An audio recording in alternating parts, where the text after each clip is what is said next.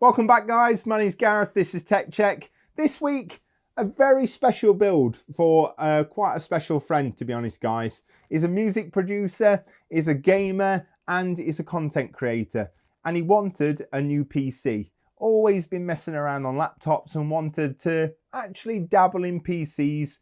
Mobility is one thing, but performance is another, and he wanted his own gaming PC. So he asked me, could you put something together? And I said, no problem at all, it would be a pleasure. So £1,500 he gave me, and this is what I came up with. RTX3070 5600X, 2 terabytes worth of NVMe, RGB'd out, all-in-one 240 cooler, along with this X570 platform with a 750 watt gold modular power supply, all going into this ICUE 465 case. If you're interested, we're going to build it step by step. And if you're into this kind of content, guys, smash that subscriber button, leave a big fat thumbs up. Let's get building. So this is where it all begins, guys. This is where the magic starts. Clear away everything that you don't need. Fresh table. Only everything that you're going to actually require installing on the motherboard should be in front of you at this point. So go ahead, get out that motherboard and put it on top of the motherboard box. Whilst we're in the motherboard box, guys, what we're also going to need is we're going to need the M.2 screws for our NVMe drives. So make sure to get those out now. Now we've got it out, guys, we can have a quick look at the motherboard itself. Just familiarise yourself with regards to the actual parts you've got on your table to where they're actually going to be placed on this motherboard itself.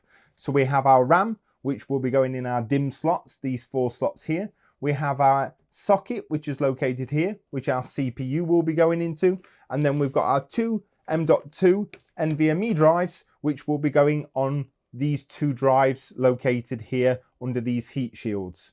Very, very straightforward. Let's get on with it. So we'll go ahead and we'll open our CPU.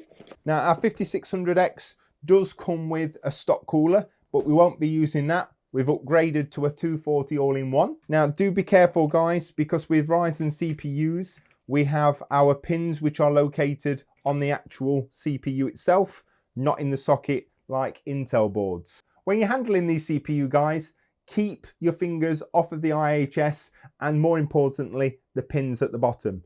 The aim here is to match the triangle located on the CPU with the triangle that's located on the socket. So all we need to do is pull up our retention arm and open up our socket, gently place in our CPU, like so, and then we can pull down our retention arm and lock it into place. Next up guys is our RAM. This is Crucial Ballistix, it's C16, we've got 32 gigs and it's at 3200 megahertz. So we've got 4 sticks, 4 DIMMs of RAM, really self-explanatory, and I'll show you how to install it. So when installing our RAM guys, you'll notice there is a notch just more to the left hand side than it is to the right, so it's not quite in the center. Our aim here, because we've got 4 sticks of RAM, is to open up our DIMM slots by pulling back the tabs.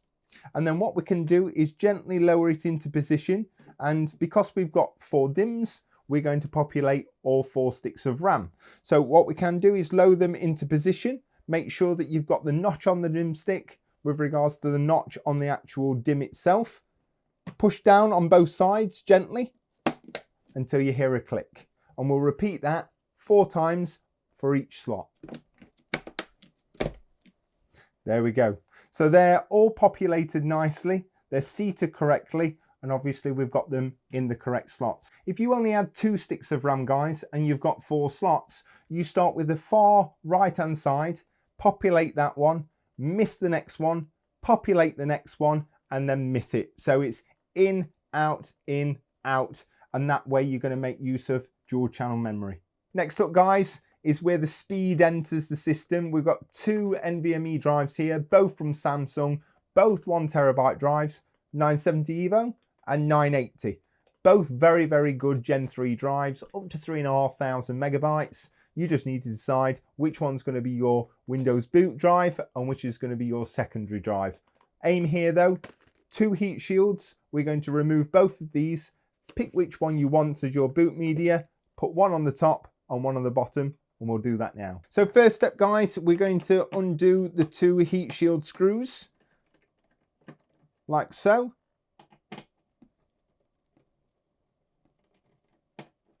And then we're also going to remove these two side screws off of the fan as well.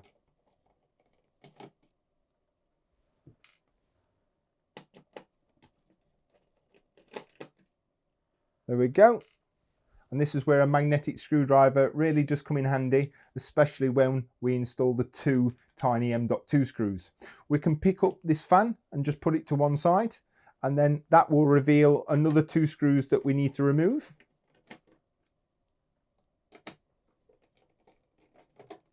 There we go. We can then pick up each one of these heat shields and put them to one side. And what you will see underneath, guys, is we need to remove this film here before we actually put this back in place. In terms of the drives itself, I think I'm going to go with the 970 Evo as my boot drive. So what we'll do, installing these, really straightforward. All you've got to do is place your drive in at a 45-degree angle, lightly press, and then you should see that it will nicely go into place. As we had our standoffs and screws that we removed out of our motherboard box when we actually took out the motherboard, you will see in here there is two screws and two standoffs. We're going to require them now. So what we can see here is we need to enter a standoff just here to hold this particular drive in place. So pull that back out, put it in a safe position. We can get one of the standoffs and we can go ahead and screw that into position. You just need your fingers for this. There we go. We can then take our M.2, 45-degree angle, press slightly, and now you'll see that we've got something to screw back into. So we can take one of the tiny M.2 screws, and they are tiny, guys.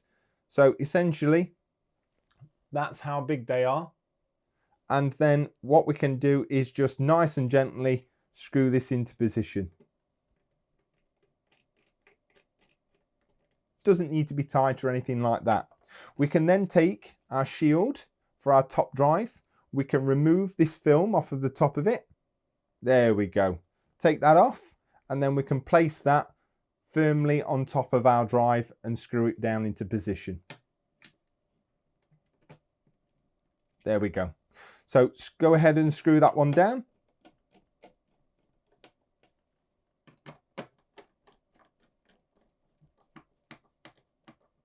There we go. Again, doesn't need to be too tight, guys, just needs to be making good contact. Moving on to the second drive, guys, and this is our 980 here. So what we'll do is we'll go ahead and install it at a 45-degree angle yet again, and you will see that we need to place a standoff in this position here. So we can take that out. Again, safe position, our standoff, and we can go ahead and just screw that one into place. There we go.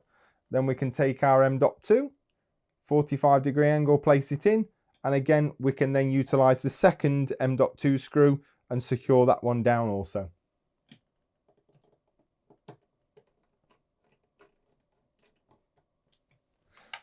Likewise for this heat shield, we can go ahead and remove this film off the back of this thermal pad like that, and then we can go ahead and screw this one down into position also.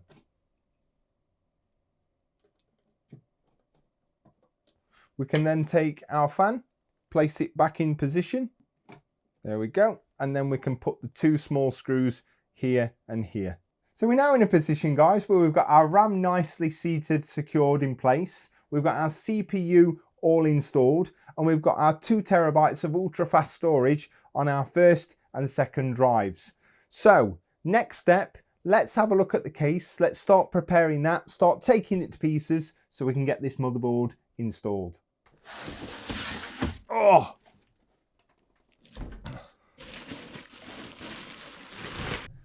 And here she is, guys.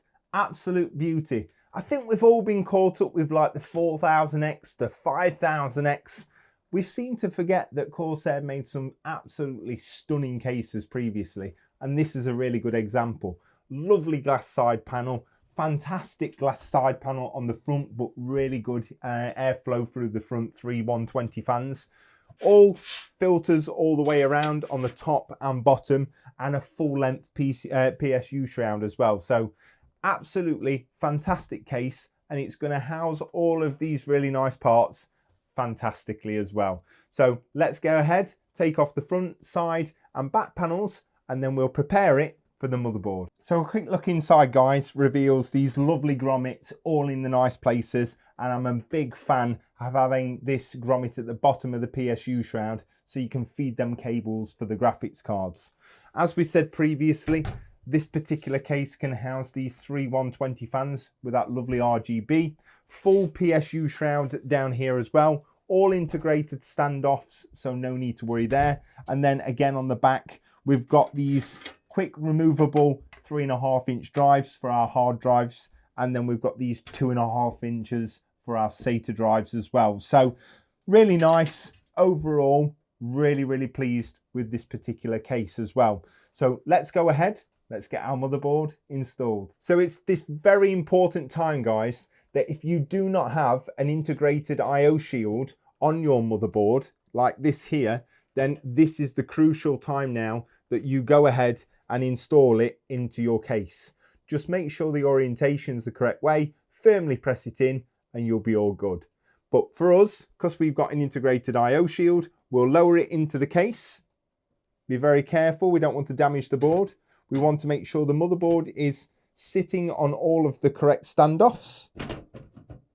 There we go, that looks good to me. What we can do now, guys, is go ahead and secure it down utilizing 9 screws. It's important that you are using the correct screws, because the wrong ones could actually damage your motherboard or potentially cause some shorts, and that's not what you want when you've fully built your system.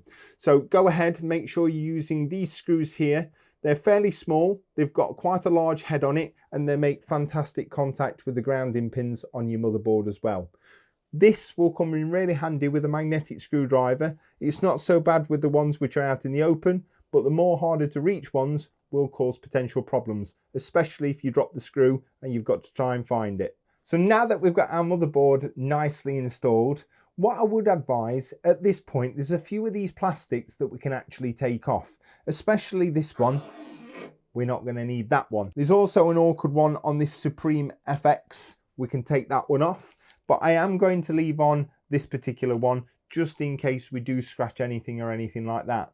But the next step is our all-in-one cooler. Let's go ahead and install that. Ugh! So this week, guys, we've gone for another H100i capellix. Elite, absolutely fantastic cooler, guys. Comes with a commander core as well, so we can control up to 6 fans, not only the RGB but also the PWMs as well in the ICUE software. So no need to worry about doing it in the BIOS, all in the software, complete control. Let's go ahead and undo this, and let's take out what we actually need. So down to the brass tacks of it, guys. 2 120mm fans, our AM4 backplate and mounting hardware, our fantastic commander core, 6 RGB fans, 6 PWM fans, connected via USB 2 and powered by SATA. Absolutely amazing that you get this, because a Commander Pro lacks a couple of connections, but they're around £50. So to say the cooler's around 90 and you get a £40 all-in-one controller means that this radiator combo is around £50, which is insane value. We've then got this 240mm all-in-one, which consists of our radiator and our pump. We've then got all of our screws that we're going to require to put it into our actual case. So we'll pull back this all-in-one tubes. We'll go ahead and we'll put our fans on top of our radiator. Bearing in mind, guys, we're installing this at the top of the actual case, so therefore we want the fans in an exhaust configuration, and the way that we do that is just by making sure that the cage is against the actual radiator. We also want to ensure that our fan cables are coming off of the back of the actual fans and radiator, so when we orientate it and put it into the case, we can easily cable manage it as well. So we're going to actually use 8 of the long screws included within this humongous pack here. So essentially we want the long screws like this, and we're going to go through the actual fan and then into the actual radiator. Please, please, please do not use these screws to connect your radiator to the top of your fan. That, to the top of your fan, to the top of your case. That is exactly what these screws are for, and there is a humongous difference. If you do use those longer ones to connect it to your actual case, you will cause damage, so please do take your time here. So, very straightforward, 8 screws, just put them into place, and then we'll go ahead and screw them in. So now that you've got all 8 of those located, guys, don't tighten them down fully. Go in a crisscross pattern just to ensure that they are lined up correctly. And then once they are slightly tight, you just want 1 or 2 extra little turns just to ensure that they're not going to actually come off. But don't over tighten these, there's no need to. Fantastic. Right, as you can see off of each of these fans, we've got an RGB connection as well as a PWM connection. What we're wanting to do is feed those through to the back of the case, and that's the reason why we've got it off this side of the actual radiator. So with that being said, what we would like to do now is get 8 of the small screws so you can remove all of the rest of the stuff. You would also need 8 of the small washers as well to secure it to the top of your case. We can go ahead and take out our AM4 mounting hardware. So before we actually go ahead and mount this to the top of our case with the included hardware, what we need to do, guys, is be mindful of the thermal paste that's pre-applied to the CPU already. Now, it already comes included with an Intel mounting plate already included. So we can take them off by just simply sliding them off. And what we're looking to do is go ahead and install our AM4 ones. And we can install them in the exact same fashion just by sliding them on either side. Just make sure that you are sliding them on in the correct configuration, and I'll show you that now.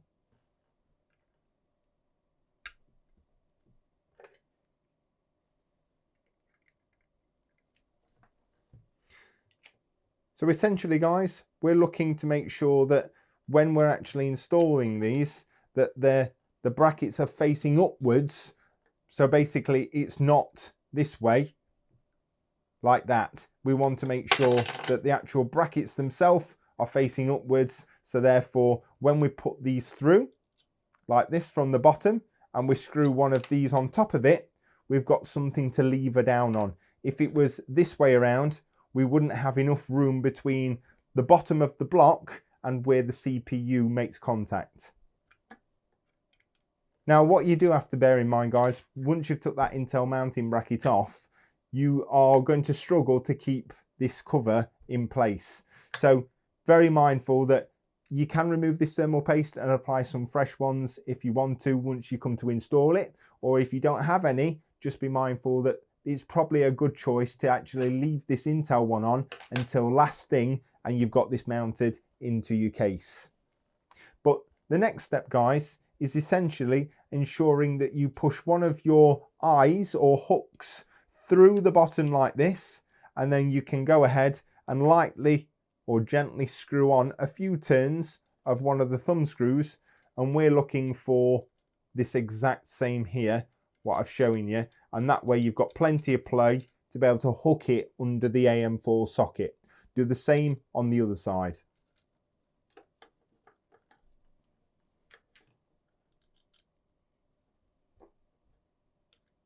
A few screws, there we go, or turns, and then that is exactly what we're looking for there. So it will essentially, guys, look exactly like this when you install it into your case.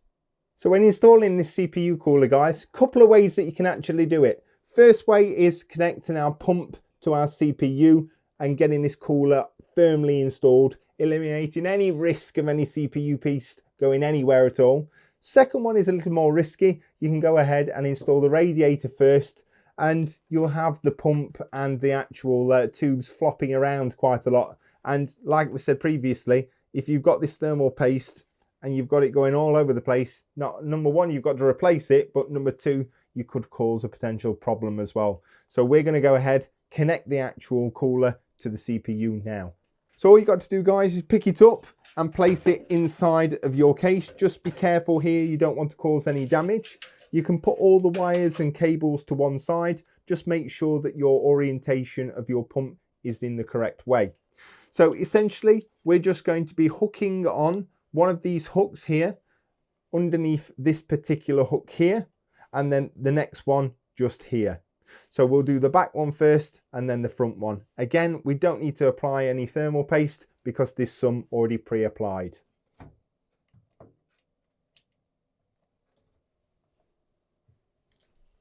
If it is your first time in actually doing this, just take your time. There's no rush at all. You've just got to ensure that everything lines up nicely. So once you've got that back one on, you can go ahead and get this front one on. There we go. And then what I would suggest is that you use your thumbs and fingers and tighten a few times on one side and then a few times on the other, and vice versa until it becomes tight. You will see the pump will centrally locate itself and it will move until it's right in the middle. There we are, that's that one. And then our back one is tight as well. So now that we've got that firmly installed, guys, we've got no risk of thermal paste going anywhere. What we can do is we can go ahead and we can start pushing all of our cables through to the back of the case, and therefore getting them out of the way so we can put the radiator at the top, utilizing these screws from outside the case, screwing into the radiator.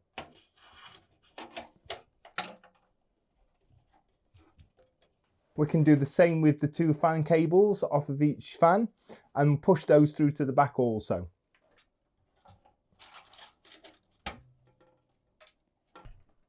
What we can do then, guys, is once you've pulled them cables through and you've pushed your radiator to the top of your case, one screw and one washer, then place it into the top of the case, and then we can go ahead and screw it down into position using all of the 8 screws and washers. So now that we've got our radiator firmly installed at the top of the case, guys, what we can do is at the back just take a quick look at these cables. So we should have our 2 fans cables here, and then we've got our other 2 fans cables here.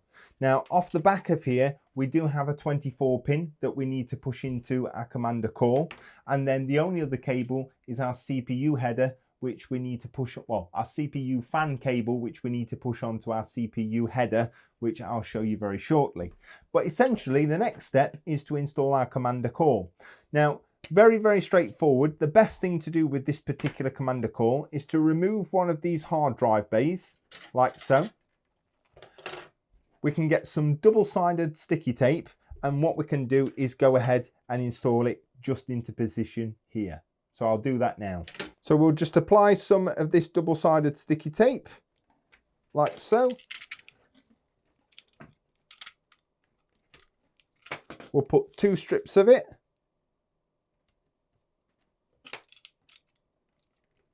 We can then peel off one side, like that. And then what we can do is keep these cables out of the way. We want to ensure that our 24 pin is at the top, and we can put that into position just there on the back of this particular case, like so. So the first step we want to make is we want to connect our 24 pin. Now there is a grey square on the top of the actual 24 pin, and there is a grey square on the top of the commander core. We just need to orientate the cable so it fits in nice and snugly, press down on it so it firmly into place, and then that's that connected to our commander core. Now I'm going to walk through the actual RGB connections very shortly, and I would like to do it all in one go because it's the most trickiest part, so we'll go through that now. In fact, the smartest thing is to install our front 3 fans and our rear exhaust fan, then we've got all the cables together, and then I can show you exactly how it all connects. So go ahead, grab your 120mm fans, and we'll go ahead and install them at the front and at the rear. So now that you've got your fan, guys, dead straightforward. We want to make sure that the orientation of the fan is an exhaust fan, so we want to be looking at the actual case. So we'll place it into the actual case, and we'll screw from outside the case into the actual housing of the fan. Make sure that your cables are on this side of the actual case so we can easily cable manage them, and then you use the 4 included screws into each of the corners of the fan. The first time you screw in these screws into these fans, they aren't too easy to get in, guys, so just persevere and just take your time, because they do catch on the threads quite a lot. But as you can see, we've now got this rear fan installed. It's in exhaust position and we've got our cables coming nicely out of the back. What we're going to do now is turn our attention to the front 3 fans. Again, fan cables coming out of the side to easily cable manage, and then the 4 screws in each corner of the fan. So we'll take our first fan, guys, and what we're going to do is just poke it through the side here so we can get our cables nicely through, and then we can pull those ones through. We want to install the fans inside of the case, not on the outside of the case, because we've got a lovely filter that we want to take advantage of. And again, what we're wanting to do here is install these in an intake. So we want to actually look at the fans and have the cages inside, okay? So 4 screws in each corner, and then we'll feed these cables through on all of these fans, and again, populate these slots here, and I'll see you back in a second. It's a good idea not to tighten these down as well, guys, because we want to make sure they're all uniformed and they're all going in the right position. So just get them in position, lightly screw them in, and then once we've got all 3 in, we can position them to a point where they're going to look really nice. Now we can go ahead and tighten all of the screws up and make sure they're firmly in position. There we go. So as you can see, guys, we've got all of our screws nicely in, all of our cables coming off of our fans on this side.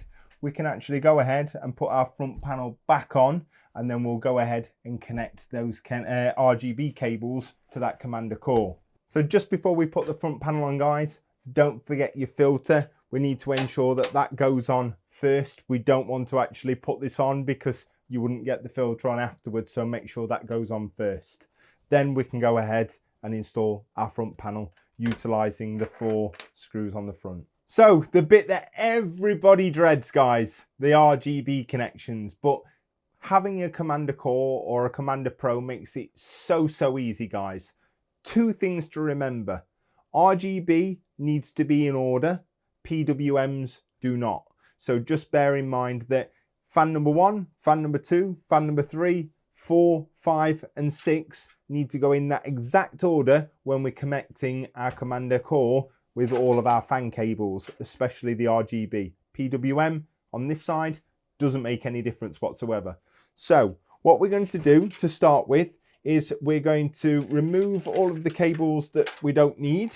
So everything like these, we can just plug into the bottom of the actual case and get them out the way, because I don't want to confuse anything whatsoever. I just want to make it as simple as possible. So let's just separate these fans here. So we've got fan number 3, fan number 2, and fan number 1. Right, okay. So straightforward, guys. We're going to take our RGB connection of fan number 1, which is the bottom fan on the front, okay? We're then going to plug that into RGB number 1. We're then going to take RGB number 2 on the front, and we're going to plug that into RGB number 2. Same for RGB number 3 on the front, and we're going to plug that into RGB number 3. We then turn our attention to the top 2 fans, and that's these 2 cables here. We want fan number 4 at the top, then fan number 5 at the top, which is there, and then finally we want our exhaust fan at the rear, and we want that RGB, which is RGB number 6. So the reason why it goes like this, guys, is primarily none of your fans will light up if they're not in order. But if you have any blinking effects, chasing effects or anything like that, when you actually set them up in ICUE, it won't look right. So pay particular attention to the order in which you want your fans. Now, if you want your rear exhaust fan to be number 1, then number 2, then number 3, 4, 5, 6, make sure that you make your connections on your Commander core like that. What we can do then, guys, is we can turn our attention to our PWM connections. And likewise, I'm just going to follow suit. I'm going to put PWM number 6, which is our rear exhaust fan, the same as what we did with our RGB. And then all we've got to do is follow it round 5, 4, 3, 2, 1. And then we are absolutely golden when it comes down to these connections to our Commander core. Please do bear in mind, you do want to keep as many of these cables as untangled as possible, and look at the way that you can actually route them around the case to make sure that it looks as nice as possible. Then we've got our last cable, which is just here. And there we have it, guys. 6 RGB, 6 PWMs.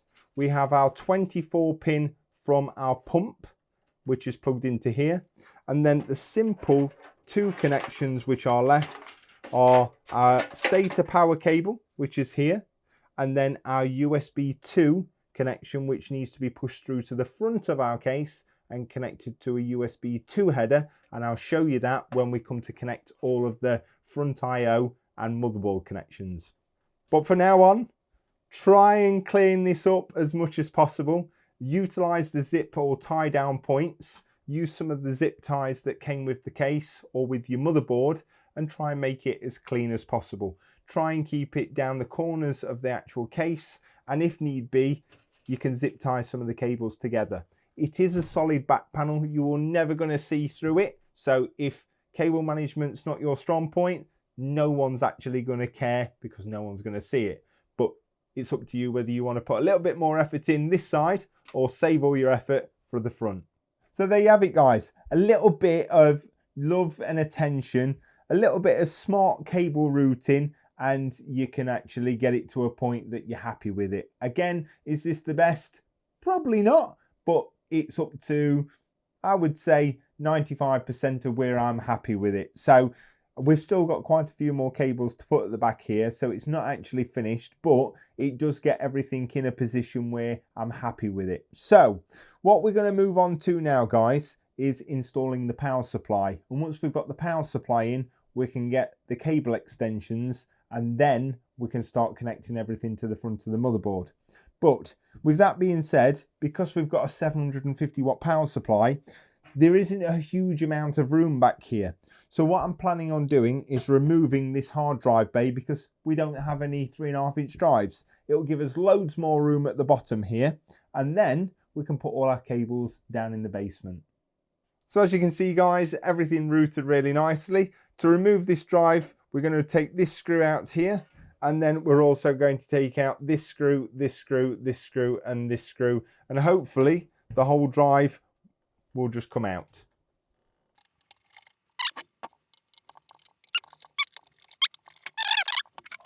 Now this should be able to just lift out. Should, if we slide it across. There we go. There we go, and she's out. That gives us now ample room down the bottom of here, guys, for all of our cables and everything else. So, right, let's get this power supply in. And our power supply of choice is this 750 watt gold modular EVGA Supernova, guys. Absolutely fantastic power supply. Always, always, always go with a very reputable brand when it comes down to your power supply. Don't cheap out. It's the thing that powers everything else. And if this blows, there's a very good chance that everything else is going to blow in the system as well. So a very good long guarantee with this, fully modular, gold rated, absolutely fantastic. So what we're going to do, guys, is we're going to go ahead and we are going to connect our cables to the back of this power supply. We've then got some cable extensions from DIY. So we're going to install those into the end of our actual PSU cables. Then we're going to push it into the bottom of the case. So let's walk you through it. So all of our power supply cables out of the EVGA bag, guys. 24 pin is our first one we're going to install. That pushes into where it says 24 pin, which is there. We've then got what looks to be a VGA cable or a PCIe cable. So dead straightforward, guys. Again, all we need to do is push this into where it says VGA 1. So we can push that one in. Now we do need 2 of those because our graphics card, our 3070, requires 2 8-pins. So we can plug our VGA 2 in, which is that one there. Now I have already gone ahead and just connected our EPS power cable, which is our CPU connection. So all we need to do is plug in our CPU 1, which is there. And then last but not least, we're going to require some SATA power for at least our Commander Pro, so we can connect that one into here. Right, now that's all of our connections that we're going to require for our actual PC. What we can do is grab our cable extensions, which are sleeved, makes it look a little nicer, and then all we're going to do is put these into the end of these connections here. Always does jazz it up a little bit when you've got some cable extensions. Looks really nice as well, gives it that added little touch. So the first one we're going to connect is our 24-pin, guys. Dead straightforward, just push it straight on, and then we can attach all of our cones to train these actual cables. So that's our 24-pin done. We've then got 2 of our graphics card power cables, so we can grab one of those. There we go. Right, we just need to make sure that they're all lining up nicely, and then we can connect those together like so. That's number 1, and then we'll do the same for number 2.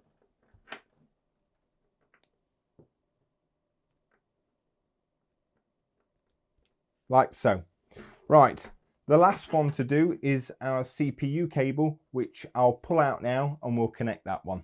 Now that we've got all of those connected, guys, the next thing to do is to take all of these cables, and what we want to do is ensure that our fan, if we've got a filter on the bottom of our case, is orientated in the correct fashion, which is downwards. Then we can push this into the bottom of the case like so. And then we want to line it up at the back like that. And then what we can do is go ahead and install the 4 screws to keep it in place.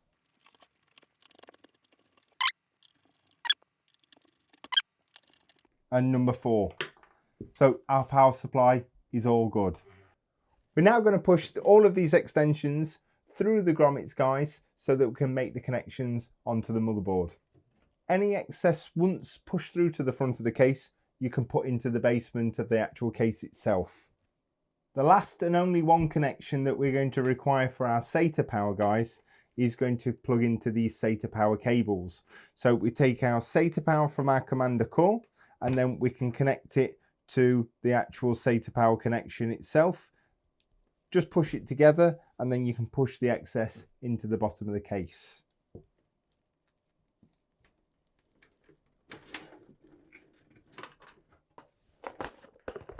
So easy DIY, give you plenty of cable combs, guys. So if you're wanting to actually train these cables, which they will require, you've got plenty of these combs to get them into the exact same position that you need.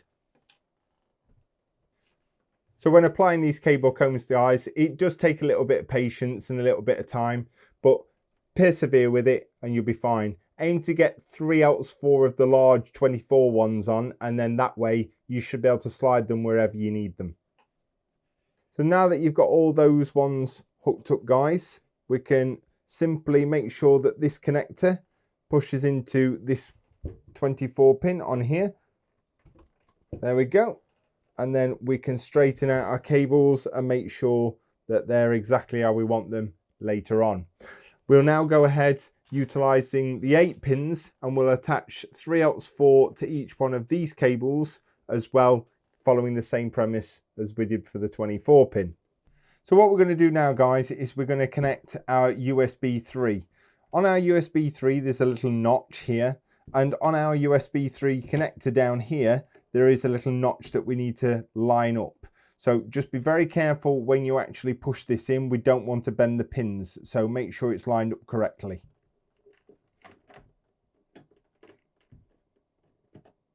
That's our USB 3 connection on our motherboard. We now need to connect our USB 2. Now that's very straightforward. We've got one header here and another header here. Now as you can see, there is a blank which is just on this header. We need to match that blank up with the blank that's on the motherboard itself. So you can choose either one. I'm going to plug it into this one here, and then you just need to orientate the cable to make the connection. There we go, and that's that one nicely installed. Again, likewise with the HD audio, you've got 5 pins on the top, then 3 pins are blank, and then a pin. Again, the HD audio goes in the bottom left-hand corner of all motherboards, so just orientate the blank to make the connection. There we go. So the last of the front I/O, reset switch, power switch, and LED light, positive and negative. Always, always, always, guys, consult your motherboard manual. It will give you the orientation of how you need to connect these. But essentially, on the bottom row will be your reset switch. Right above that will be your power switch. And then to the left of that will be your LED negative and then positive. So I'm going to go ahead and connect these. I'll try and get as close up as I can. But again, please, if you can't see your motherboard manual, there is a little key just under the connectors which show where they go. So that's our power button. And then our reset button goes just below our power button. So we can turn that round. And on the back of these guys, there is a little triangle that indicates the positive. So we'll put the power button on, and then the reset button goes just below it. Like so. And then all we've got is our power LED positive and power LED negative, and they go just on the top row next to the power button. The negative goes first and then the positive goes after that. That's our negative, and then our positive can go. There we go, and then we can push the excess through to the bottom of the case and pull it through the back. So on to the fun stuff, guys. 3070 RTX. Let's have a look. Woo! She's a beauty. So RTX 3070, it's got fantastic performance, guys. Whether it's at 1080p, whether it's 1440p or at 4K, you're going to be able to tackle most of everything, or most of everyone's needs, put it that way. So 3 fan cooler here. Really large heat stack or fin stack, which is on here. We'll remove our cover. We've removed slots 2 and 3. We'll pick up our all-in-one pipes, and then what we want to do is line this up with our actual PCIe lane and make sure our slot is open. Line it up, and then what we're looking for, once we've lined it up, is a confirmation click. Just like that. What we can do then is we can put our 2 screws back in place to secure it and make sure that we're not getting any unwanted sag.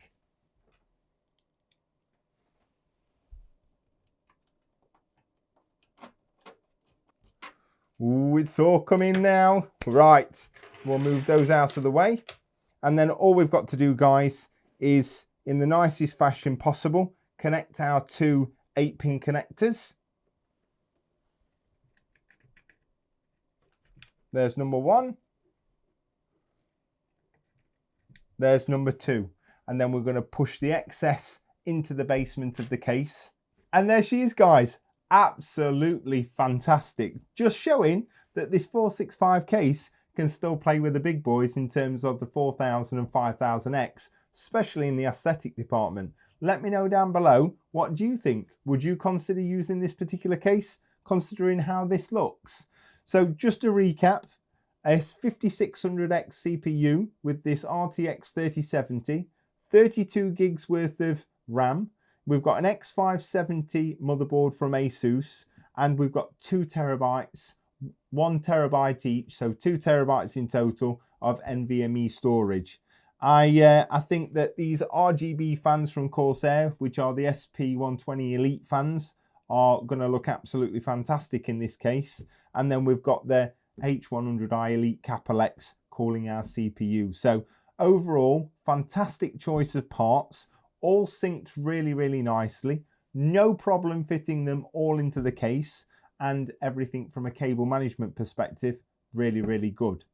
So from my opinion, guys, I'm quite lucky. As this is going to one of my best mates, I get to see it over and over again. Normally I build these and they go off and you never get to see them. So it's not very often though a computer looks really, really nice without the actual Christmas lights turned on or the actual RGB showing. So I'm really, really pleased with how it's come out. And in my opinion, it looks really nice.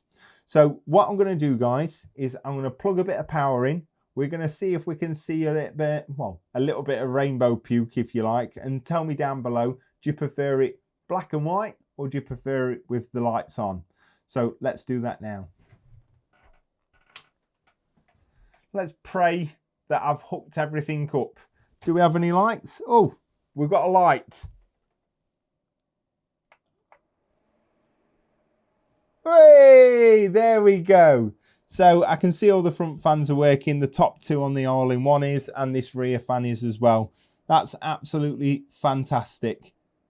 And I knew these 120s from Corsair would look really, really nice. The Elite ones make such a difference over the standard RGB ones. So really, really nice. All controlled via that commander core at the back. So we can do anything we want with regards to the airflow or the actual RGB in the ICUE software as well. So absolutely fantastic, and I'm over the moon. I'm hoping, Kyle, this does everything that you need it to do and more, whether it's regards to gaming, content creation, music production. This should do everything for you, mate. So guys, I'm hoping that you've enjoyed the video. If you have, smash that subscribe button, leave a big fat thumbs up, have a great weekend, and I'll see you in the next one.